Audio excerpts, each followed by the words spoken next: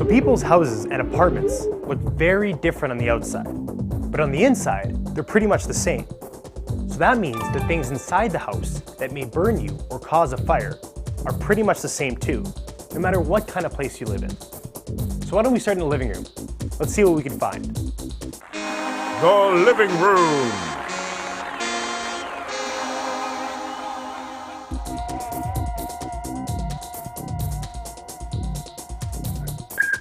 That's a good one.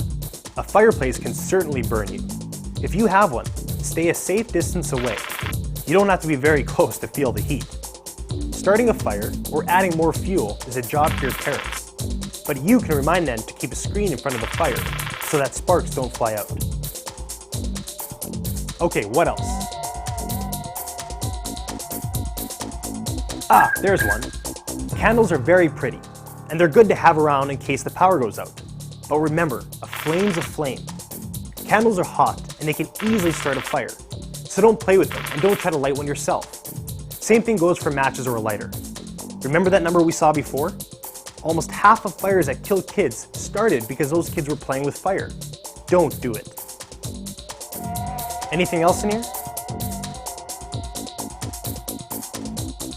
Oh yeah! This is called a space heater. Great for a little extra warmth on a cold day. They come in all kinds of shapes and sizes, but they all get really hot. Don't touch them. Don't put anything on them. And remind your parents to keep them away from the curtains. Hey, while we're down here, check this out. It's called an extension cord. Very handy for plugging in extra stuff. But extension cords are supposed to be temporary, so they tend to wear out. That can be dangerous. Don't touch them.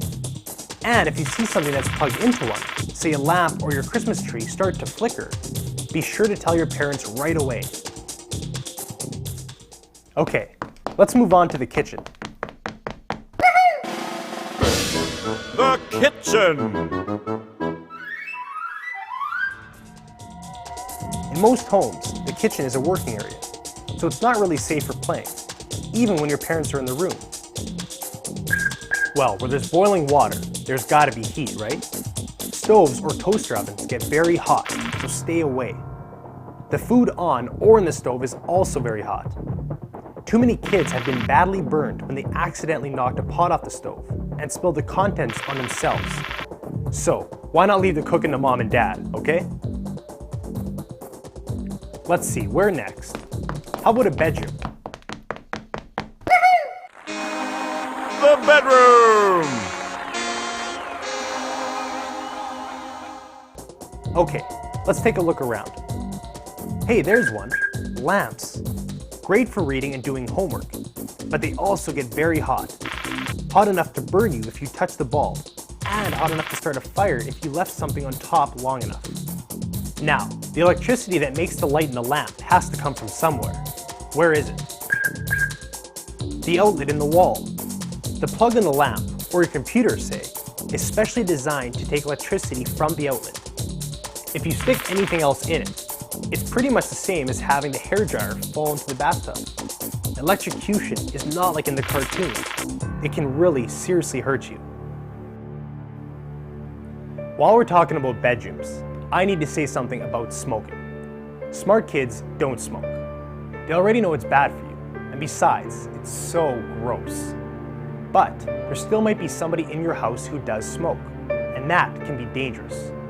Many fires have started because people have fallen asleep while they're smoking. So if you have smokers in your house, be sure to show them the list of safety tips we've put in the book for them. We've got one room left, the basement. To the basement and beyond. Now, a lot of basements have bedrooms and rec rooms in them, but they also have an area that's meant more for machines than people. Here it is. Okay, what do you see in here? Right, that's the furnace. The machine that keeps your house warm in the winter. A furnace is kind of like a big enclosed fireplace, except it burns oil or natural gas instead of logs. The point is, there's fire inside, which means stay away.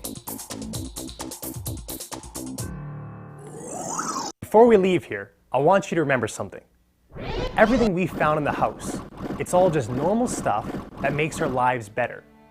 Nothing we saw is dangerous by itself, as long as we follow the rules, okay? Okay. Now, sometimes, despite our very best efforts, fires do happen. And if a fire starts in your house, the most important thing then is to know what to do.